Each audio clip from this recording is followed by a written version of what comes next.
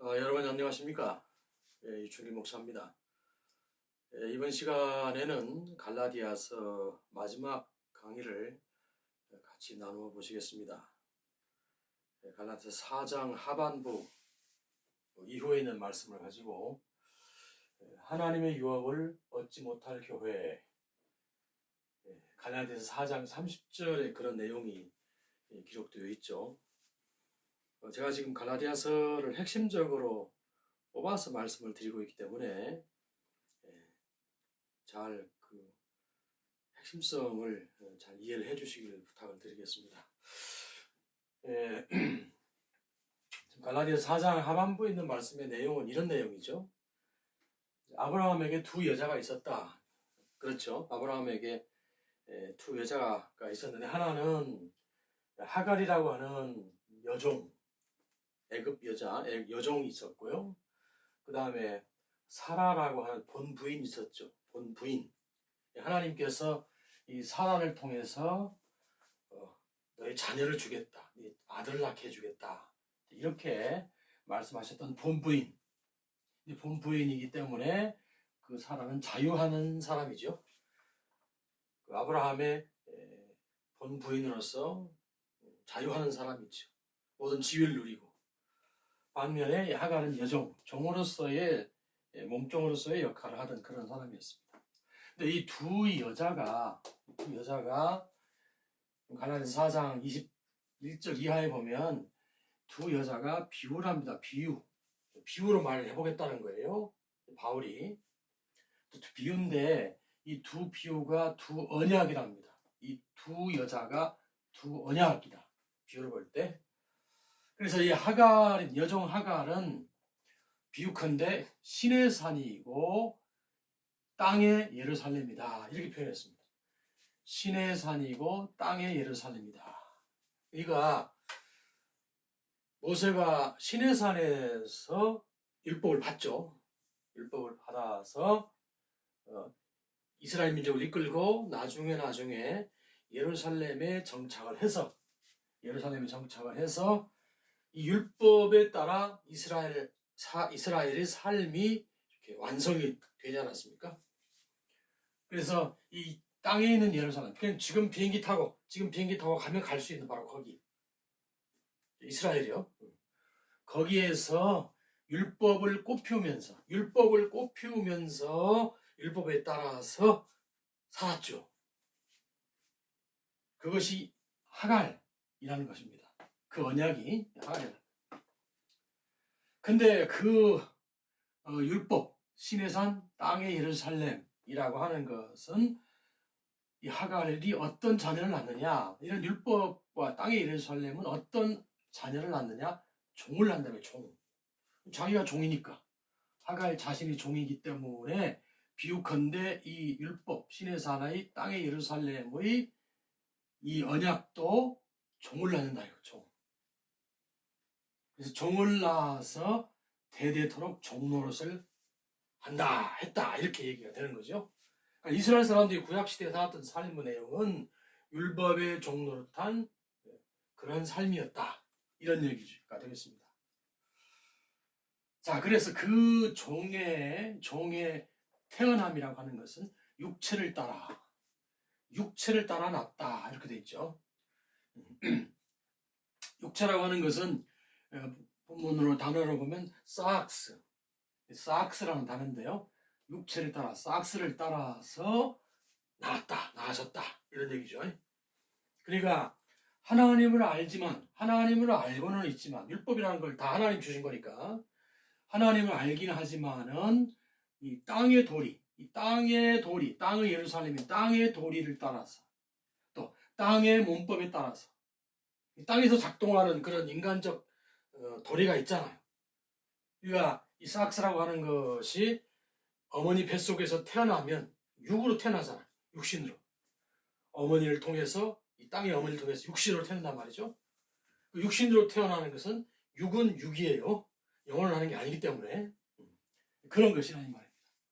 그 생리적으로 육신이 입고 생리적으로 태어난 그런 본성, 그러한 어떤 그 영혼의 자리, 그것이 바로 이제 땅의 도리, 땅의 문법, 율법에 따라 사는 그런 삶에 머물게 되는 그런 종의 위치에, 종의 신분에 해당한다. 이런 얘기가 되겠습니다. 자, 근데 반면에 사라는 자유자지요. 종이 아니에요. 사라는 자유자인데 이 비유컨대 어떤 언약이냐, 어떤 어머니냐, 위에 있는 예루살렘이랍니다. 이 땅에 있는 예루살렘이 아니고, 땅에 있는 예루살렘이 아니고 위에 있는 예루살렘, 위에 있는 예루살렘이라고. 여기 보면 아노 예루살렘 이렇게 제가 써놨는데요. 성경의 표현이 그렇습니다. 아노란 말은 위이란 말이에요. 위. 예루살렘, 위에 있는 예루살렘. 땅에 있는 예루살렘이 아니고, 율법을 꽃피웠던 땅에 있는 예루살렘이 아니고, 하나님이 계신 곳, 하나님이 계시고 모든 신령한 것이 다 있는 그곳. 그래서 땅에 속한 율법 같은 건 없는 곳, 그곳이 위에 있는 예루살렘. 그게요. 여러분 여기서 영적인 상상력을 좀 발휘할 수 있으면 좋겠습니다. 그래야 됩니다. 그래서 여기 히브리서 12장 22절 이하에 보면 거기는 하나님이 계시고 모든 신령한 것이 있는 위에 있는 예루살렘. 우리가 거기에 이르렀다는 것입니다. 우리 영혼이 거기에 이르러 있다는 거예요. 자, 그런 것이고 우리의 언약의 어머니는 위에 있는 예루살렘이라는 것이죠. 그런 사라는 그런 위에 있는 예루살렘을 얻게 되는 얻게 하는 언약은 어떤 자녀를 낳느냐? 자유자를 낳죠. 율법의 종로를 타는 그런 사람이 아니고 자유한 사람, 율법으로부터 자유한 사람. 땅에 속한 율법 같은 건 없는 곳으로부터 나는 것이기 때문에 그 자유자가 되는 것이죠. 이삭을 낳지 않았습니까? 그래서 사라를 통해서 내가 너에게 자녀를 주겠다 했던 약속의 자녀, 약속을 따라, 여기는 육체를 따라 낳았고요. 예, 여기는 약속도 없었잖아요. 약속도 없었는데 육체를 따라서 조급한 마음에 이렇게 태어나게 했던 게 이스마엘이고, 여기는 하나님께서 너희 안에 사라를 통해서 내가 아들을 주겠다 라고 했던 약속을 따라서 주었던 아들 이삭을 낳는다 이 말입니다. 근데 이제 여기는 아까 위에는 삭스, 육체를 따라 낳았다는 말의 표현이 삭스라는 단어를 썼는데, 아까 얘기한 대로 그런 인간이 태어나면 생리적으로 부여받는 어떤 그런 모습. 하나님은 모르는 거지요. 그 유하고는 상관이 없지요. 땅에서 태어나는 것 아니겠습니까? 이쪽은. 여기는 약속을 따라서 태어나는데 어떻게 태어나요? 성령으로, 하나님의 영으로, 푸노이마, 영으로 나게 되는 그런 입장이 되는 것이죠. 그래서 여기는 종 노릇하지만 여기는 하나님의 아들 노릇한다. 아들 노릇. 아들 노릇을 하게 되는데 이삭이. 그런데 이 이삭이 또 자녀를 낳고 자꾸 해서 예수님이 오시니까 이제는 예수님을 믿는 믿음을 가진 자들이 이 아브라함의 자녀가 되는 거죠. 이 아브라함의 자녀가 되는 거 아니겠습니까? 그래서 육으로 나는 게 아니고 육으로 난 게 아니라 약속을 따라 난 믿음의 자녀들. 그러면 이 믿음의 자녀들은 성령을 받는다고 예수님께서 그렇게 말씀하셨잖아요. 성경의 전편에 그런 이야기로 되어 있지 않습니까? 성령을 받게 된단 말이죠. 그래서 분명한 차이가 이렇게 있게 되는 것이죠. 여기는 땅의 예루살렘의 자녀이고 여기는 위에 있는 예루살렘의 자녀가 되는 것이죠. 완전한 차이가 있죠. 자, 그런데 말이죠. 여기 4장 29절에 보면, 갈라디아서 4장 29절에 보면, 여기 이 종노릇하는 이 땅의 아들, 땅의 예루살렘의 아들들, 육체를 따라 난 그런 싹스를 통해 난 아들이 영으로 난 사람, 하늘로부터 난 사람, 위로부터 난 성령으로 난 사람을 핍박해요. 그런다고. 예수님을 여러분 복음서 특히 요한복음 같은 거 잘 읽어보십시오. 하나님께서 어떻게 하시든지 이스라엘 사람을 위에서부터 오신 분이니까 예수님이 위에서부터 예수님이 오셔가지고 하나님이 영으로 충만한 분 아닙니까? 어떻게 하시든지 저 위에 있는 것을 소개해 주려고 해요. 내가 하늘로부터 왔다. 내가 하나님으로부터 왔다. 예수님은 하나님으로부터 왔으니까요. 원래 말씀이신 분이, 하나님이신 말씀이신 분이 하나님과 함께 계셨다가 육신을 입고 이 땅에 오신 분이 예수님 아닙니까? 그래서 어떻게 해서든지 하늘의 것을, 거기가 생명이 있는 거니까, 하나님 그걸 본래 주고 싶어 하신 거니까 하늘을 설명해 주려고 아무리 노력을 해도 이스라엘 사람들이 거부하잖아요. 유대인들이 거부하다 결국 예수님을 잡아 죽이잖아요. 핍박한다 이 말입니다. 근데 여기 표현이 덧붙였어요. 여기 이 율법으로 난 자, 땅의 도리로 난 자, 땅의 음법으로 난 자들이 성령으로 난 자를, 육으로 난 자들이 성령으로 난 자를 핍박하는데, 지금도 그렇대요. 지금도 그렇다는 거예요. 이 하늘의 것을, 하나님과 모든 신령한 것이 다 계신 그 히브리서 12장 22절 이하를 보십시오. 그런 곳에 우리가 이르러야 되는데 그것을 모르겠거든. 그 이해가 안 되거든요. 느낌이 없어요. 감각이 없어요. 나는 여전히 땅의 도리, 땅의 문법이 익숙해요. 땅의 도리 문법이 익숙하다는 걸 어떻게 할 수 있느냐? 율법이 내게 편해요. 율법이 내게 편하면 그 사람은 육체에 따라 한 사람이에요. 하나님을 알지만 여전히 육체를 따라 한 사람이고요. 땅의 도리와 땅의 문법에 따라 사는 사람이에요. 그러니까 하늘의 것을 잘 못 느끼겠는 거예요. 이해가 안 되는 거예요. 예수님이 아무리 얘기해도 유대인들이 안 받아들이잖아요.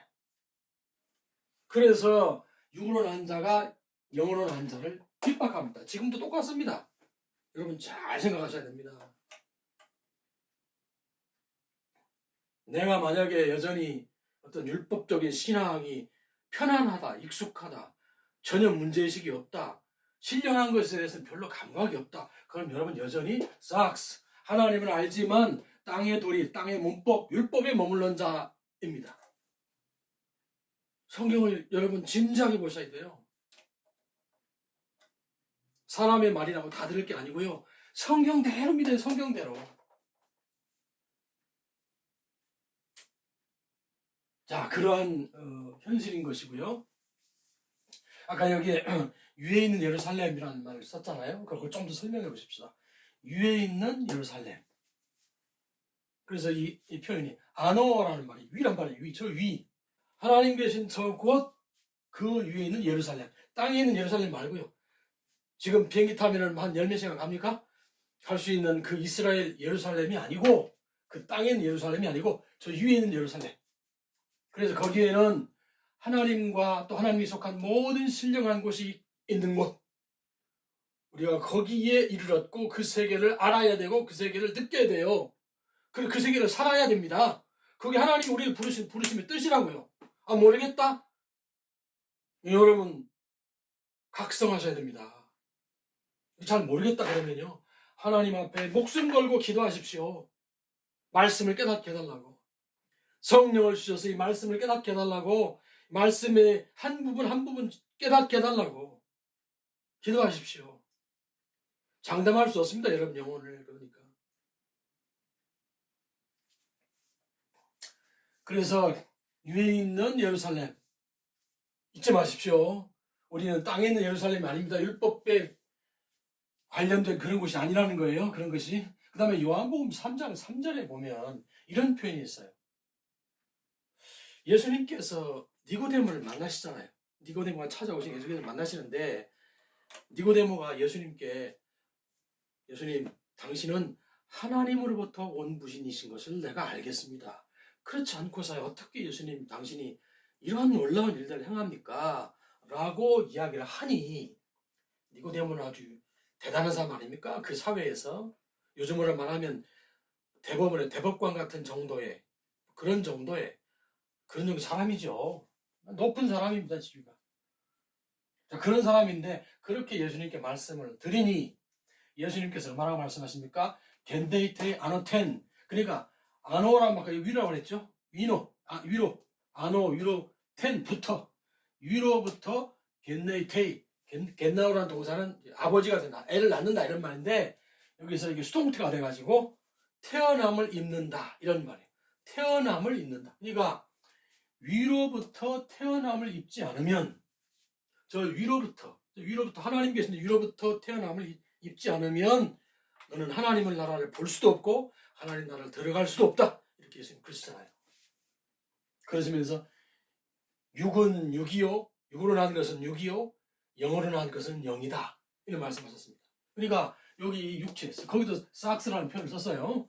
이렇게 생리적으로 어머니 뱃속에서 태어난 그것을 거기에 머물러 있으면 그것은 육이라는 거예요. 육으로 난 것은 육이고 영으로 난 것은 영이다. 그러니까 저 하나님으로부터 성령을 통해서 새롭게 위로부터 다시 태어남을 입어서 그래서 새로운 크티시스, 새로운 피조물, 새롭게 태어난 피조된 사람 6장 15절에 갈라디아 6장 15절에 되어 있죠. 위로부터 하나님으로 말미암아서 위로부터 태어남을 입어서 새로운 피조된 사람이 되지 않으면 하나님 나라를 볼 수도 없고 하나님 나라를 들어갈 수도 없다. 이렇게 말씀을 하셨습니다. 그러니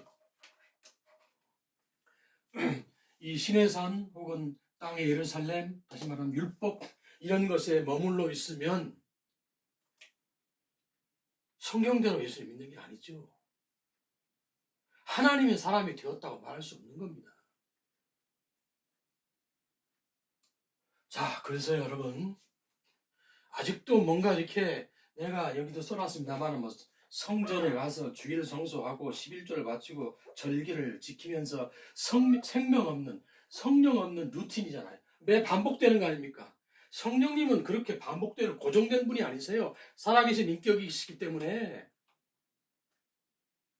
교회를 바라고 내 자신을 바라고 우리 가정을 바라고 사회를 바라보고 국가를 바라보고 이 세계를 바라보면서 하나님의 생각을 우리에게 주신다고요. 우리가 어떻게 살아야 될지를 가르쳐준다고요. 성령님이. 그래서 예수님께서 우리를 도와주실 그런 보혜사 성령님을 보내시겠다 그렇게 말씀하지 않았습니까? 근데 이런 생명 없는 루틴을 계속 반복하면서 신앙생활을 한다? 그런 율법적 신앙생활을 한다? 그러면 교회가 엉망이 되어버리잖아요. 무슨 능력이 있어요? 무슨 생명력이 있어요? 그런 지경이 되어버리지 않습니까? 자, 그러니까 이러한 말씀의 뜻을 깊이 상고하시고 기도하십시오. 하나님의 신령한 것을 볼 수 있도록 성령님의 가르치심을 통해서 하나님 말씀을 진실로 깨달을 수 있도록 도와달라고 하나님께 기도하십시오. 성령을 경험할 수 있도록 해달라고 기도하시라고. 목숨 내놓고 기도해 보세요. 저는 예전에 그랬습니다. 젊은 시절에. 자, 그런데 여기 갈라디아 4장 30절에 보면요. 아까 말씀드린 대로 이 율법에 따라 땅의 예루살렘 종인자가 육으로 난 자가 성령으로 난 자를 핍박한다 그랬잖아요. 그러니까는 이스마엘 종인의 아들인 이스마엘이 자유자의 아들인 이삭을 핍박해요. 지가 좀 나이가 많거든. 이스마엘이 나이가 좀 많아서 어린 이삭이 짜박짜박 걷는데 지는 컸다고 말이지. 얘를 갖다 구박한다 이 말입니다. 그렇게 해서 되겠어요 상황이? 어떻게 할까요? 하니 하나님께서 어떻게 했어요? 4장 30절에 이 여종인 하갈과 그 아들인 여기 있네. 이스마엘 아들 종과 그 아들 이스마엘을 종을 내어 쫓으라. 집에서 내쫓아라. 이렇게 명령하시죠. 그래서 말씀하시기를 저는 그 종들은 하나님의 기업을 얻지 못하리라. 하나님의 기업을 이제 인간이 받잖아요. 하나님께서 이 땅에 당신의 기업, 당신의 하고자 하시는 뜻, 하나님의 그 일을 이렇게 부여하시잖아요. 하나님의 기업 아닙니까? 그것을 우리가 받으면 하나님의 유업이 되는 거죠. 하나님의 상속이 되는 거죠. 상속물이. 그래서 하나님의 기업, 하나님의 유업을 얻지 못할 것이다. 그러면서 내쫓아라. 이렇게 명령을 하시게 되지요. 그래서 하나님의 기업은 이삭과 자유자인 사라와 이삭과 그 자녀들이 믿음의 자녀들이 얻을 것이다. 이어받을 것이다. 이렇게 말씀하셨는데 그러면 아브라함에게 주신 유업이 뭐냐? 아브라함에게 주신 유업, 그것을 이어받지 못한다고 해서 아브라함이 주신 유업이 뭐냐? 두 가지죠. 유업이. 첫째는 아들을 주겠다는 것이고, 둘째는 땅을 주겠다고 그러시죠. 하나님께서 아브라함을 처음 부르실 때에도 그렇게 약속하셨죠. 내가 아들을 주고 땅을 주겠다. 그리고 아브라함이 하나님의 인도하심을 따라 순종의 걸음을 걷는 과정에서 그 과정마다 중요한 고비, 항상 이 약속을 반복적으로 하십니다. 내가 너에게 아들을 주겠다, 땅을 주겠다. 아들을 주겠다, 땅을 주겠다. 그게 무슨 말입니까? 이것이 하나님의 기업이랍니다. 하나님의 유업이라고. 그럼 이게 무슨 말이냐? 아들을 주겠다고 하는 것은 아브라함을 통해서 그 자녀들이 믿음의 계대를 이어가게 하겠다. 계속해서 믿음의 계대가 이어져 갈 수 있도록 해주겠다. 이런 말이에요. 그래서 예수님이 오시고 난 이후에는 예수님을 믿는 믿음으로 말미암은 믿음을 가진 모든 작가들도 다 아브라함의 자손이 되잖아요. 아브라함의 아들들이 되지 않습니까? 그래서 그런 영적인 계대가 지금까지 아브라함으로부터 해서 우리 때까지 좀 계속 이어져 오고 있는 거 아니에요. 그리고 땅을 주겠다고 하는 것은 무슨 뜻이냐? 이렇게 믿음의 계대를 이루어서 하나님의 백성들이 형성이 되면 그들을 데려다가 가나안 땅에 정착하게 하고 가나안 땅에서 하나님의 나라를 이루겠다. 이런 뜻이에요. 하나님 나라를 이루겠다. 그거 하나님의 기업이라고. 그걸 아브라함과 그 자손들에게 주시겠다 이 말이에요. 하나님의 기업을. 그러니까 이러한 영적인 계대를 이룬 자녀들이 모여서 가나안에서 하나님 나라를, 지금은 온 세상에서 하나님의 나라를 일구도록 하시겠다. 이것이 하나님의 뜻이란 말입니다. 이 땅에 대한 하나님의 기업이에요. 하나님의 비즈니스라고, 비즈니스. 그래서 가나안 땅에서 하나님 나라를 이루면 교회가 이 땅에 세워져서 온 세상에 펴져지면 그러면 그게 하나님 나라가 될 수 있는데 그게 뭐예요? 위로는 하나님을 사랑하고, 율법에 그렇게 돼 있잖아요. 위로는 그렇게 위로는 하나님을 사랑하고 마음을 다하고 목숨을 다하고 뜻을 다해서 하나님을 사랑하고, 아래로는 내 이웃을 내 몸같이 사랑하고. 이웃을 내 몸같이 사랑하고. 이 이웃을 내 몸같이 사랑한다는 표현이 이보다 더 절실한 표현이 어디 있습니까? 하나님께서 당신의 나라를 이루시고 하나님 믿는 백성들이 함께 모여서 하나님을 찬미하고 섬기며 살아가는 나라를 이룰 테인데 이웃을 내 몸같이 사랑한다. 그것보다 더 절실한 표현이 어디 있냐고요. 하나님 표현이. 하나님 나라가 그래야 된다는 거 아닙니까? 근데 지금 우리는 지금 둘 다 상실할 위기에 처해 있죠. 둘 다 상실할 위기 정도가 아니라 아예 얻을 기회조차 못 얻고 있지 않은가 싶어요. 왜 그러느냐? 지금 우리의 다음 세대가 지금 영적 계대가 끊기게 생겼잖아요. 영적 계대가 끊기게 생겼다고. 분명히 신앙에 문제가 있습니다. 영적 계대가 지금 별로 얼마 되지도 않았는데도 불구하고 영적 계대가 끊어지게 생겼다? 분명히 신앙에 문제가 있습니다. 우리나라 지금 신앙. 서양 사람들이 전해준 신앙을 우리가 고스란히 받고 있는데 분명히 신앙에 문제가 있어요. 그러니까 영적 계대가 끊어지고 있는 거 아닙니까? 우리 후손들이 볼 때 도저히 말이 받아들일 수 없다. 뭐 저 따위냐 이런 거 아닙니까 지금. 뭔가 잘못했다고요. 왜요? 땅의 도리, 땅의 문법, 그리고 율법에 머물러 있으면 그런 결과가 나온다 이 말입니다. 내가 쫓으라고 했잖아요. 그런 사람들을. 하나님께서 너희는 나하고 상관이 없다. 내 기업과는 상관이 없으니까 나가라. 내가 쫓으라고 나갔잖아요. 하나님께서 지금 대한민국 교회의 다음 세대를 다음 때를 끊어버리시겠다고 작정하신 것일지도 몰라요.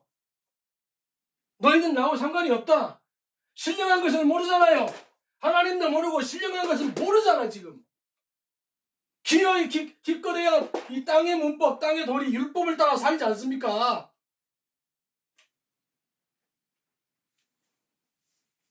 그리고 진정한 의미에서 하나님 나라, 하나님을 그렇게 마음과 뜻과 목숨을 다해 사랑하고 이웃을 내 몸같이 사랑하려고 하는 그런 시도를 해본 적 있습니까?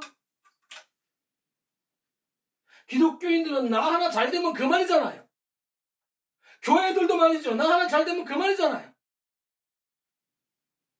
저는 나이가 65이지만 몇 년 선배들 말이죠. 교회를 말이지 이런 지경으로 엉망진창으로 만들어 놓고 책임감도 없이 말이지. 우리는 잘했으니까 너희들 일은 너희들이 알아서 해라. 그러잖아요. 그러한 믿음의 계대를 이루기 위해서 하나님 앞에서 무엇이 잘못됐는지를 정말 고민하면서 하나님 앞에 몸부림치며 기도하고 그 뜻을 찾으려고 해본 적 있습니까? 내 선배들한테 따져묻고 싶어요. 저는 교회에서 40년 가까운 세월 동안 쫓겨만 다녔으니까, 이런 얘기하다 쫓겨만 다녔으니까 내가 이런 사람들한테 물어보고 싶다고요. 질문을 던지고 싶다고. 이런 세계를 모르면 책임을 질 수도 없겠지만 그래도 책임지겠다는 자세라도 있어야 될 거 아닙니까? 이렇게 뻔뻔하냐고요. 선배 목사님들 한 분들.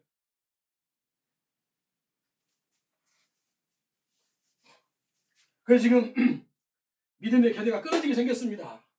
하나님 나라를 이웃을 하나님 사랑을 관두고라도 진실로 이웃을 진실로 사랑해서 보듬고 말이죠. 내 것을 좀 같이 나누고 희생해서라도 이웃 사랑을 하겠다는 그런 자세를 교회가 보인 적이 있냐 이 말입니다. 진지하게 나라 전체를 두고 볼 때 교회가 이렇게 온 나라에 퍼져 있는데 하나님 유업을 둘 다 상실할 얻지 못할 위기에 처해 있습니다. 하나님 유업을 얻지 못할 교회가 되고 있다고 대한민국 교회예요. 그런 교회를 하나님께서 살려두셔야 할 이유가 없잖아요. 교회를 하나님께서 목표가 있어서 기업을 이루시려고 하나님이 기업을 이루시려고 불렀는데 상관없는 짓만 하고 있으니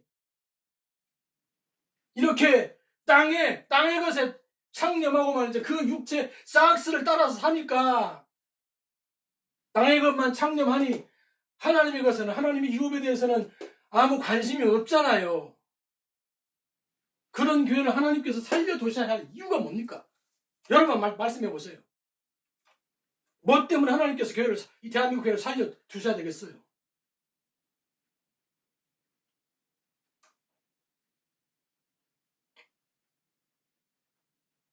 그래서 여기 말씀을 다시 정리하는 의미로 신의 산, 여기 신의 산 되어 있죠?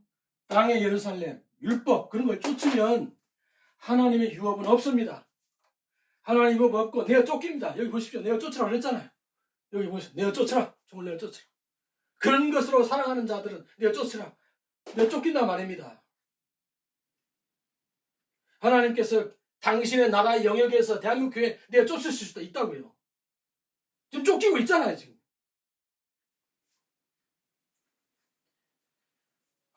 그래서 지금 우리가 지금 오늘 갈라디아서 마지막 편을 하고 있는데 이 말씀을 통해서 우리가 가져야 할 첫 번째 깨달아야 할 첫 번째 첫걸음이 뭐냐? 율법적 신앙을 이제 버리라고요. 율법 신앙을 버리라고. 하늘을 아는 성도가 되어야 돼요. 여기 하나님과 모든 신령한 것이 있는 하늘을 알아야 된다고. 히브리서 12장 20절부터 24절까지 한번 잘 읽어보십시오. 예수님께서 이스라엘 사람들 유대인들에게 뭘 말씀하시려고 그렇게 애타도록 그들에게 말씀을 전하셨는지 그걸 잘 보시라고.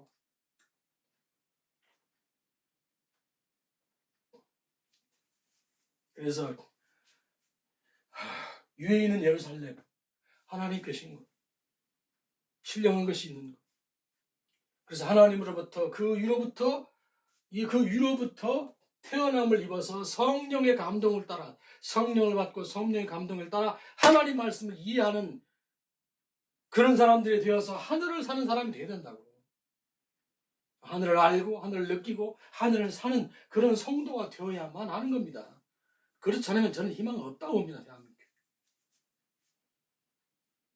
그래서 생명 없는 루틴 표현했지요. 생명 없는 루틴 반복되는 거예요. 성전에 가서 주일 성수하고 11조하고 절기를 지키고 얼마나 손쉬워요.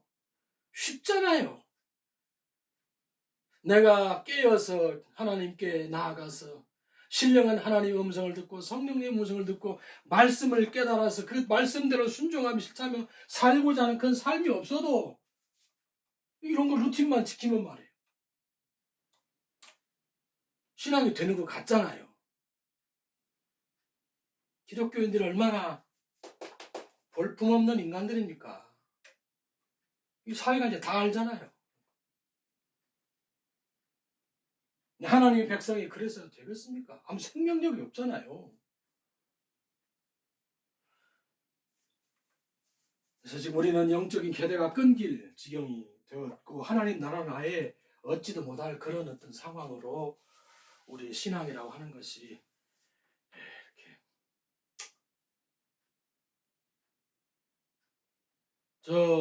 누굽니까? 여러분 잘 아시는 오카는 목사님 돌아가셨지만 벌써 몇 년 전입니까?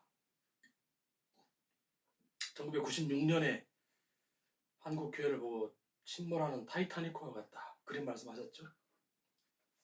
지금 원로 중에 원로가 되신 홍정길 목사님 한국 교회가 막차를 탔다 그러셨습니다. 막차를 탔다. 차 떠나고 나면 그 다음 차는 없다는 거 아니에요? 끊어지게 생겼다 그 말 아닙니까? 김동호 목사님 사실상 한국교회 희망 없습니다. 어느 인터뷰 자리에서 그런 말씀하신 걸 제가 들었던 기억이 납니다. 지난번에 얘기했던 이재철 목사님 한국교회 미래가 사라졌습니다. 그런 지경. 분명히 뭔가 잘못했잖아요. 성경을 우리가 잘못 알고 있다고 하는 거 아닙니까? 말씀대로 못 믿고 있다는 거 아니에요. 성령님이 아니면 하나님의 말씀을 깨달을 수가 없어요. 이 성경은 성령님의 것이기 때문에 성령님이 도와주시지 않으면 깨달을 수가 없다고요. 알 수가 없다고요, 성경. 알 수 없는데 어떻게 순종합니까? 그런 지경이 돼서 지금 우리가 바로 첫 걸음으로 율법적 신앙을 버리고 하늘을 나는 성도로서 살아가도록 몸부림쳐야 합니다. 하나님 앞에서. 몸부림쳐야 합니다. 모든 것 다 내려놓고 몸부림쳐야 된다고요. 하나님께서 왜 성령을 안 주시겠어요? 이 영적인 어떤 그 은혜 안에서 새로워지는 사람, 모든 신령한 것을 깨우쳐 나가는 그런 신령한 사람, 유로부터 다시 태어남을 입는 사람, 그래서 새로운 피조 사람, 된 사람 되는 것. 육이 아니라 영으로 그 하나님을 바라보고 그 나라를 바라보고 살아가는 그런 사람 될 수 있도록 해야 된다고 하는 것을 여러분에게 말씀을 드리면서 갈라디아서 세 번째 강의, 마지막 강의를 마무리 짓도록 하겠습니다. 여기까지 하겠습니다.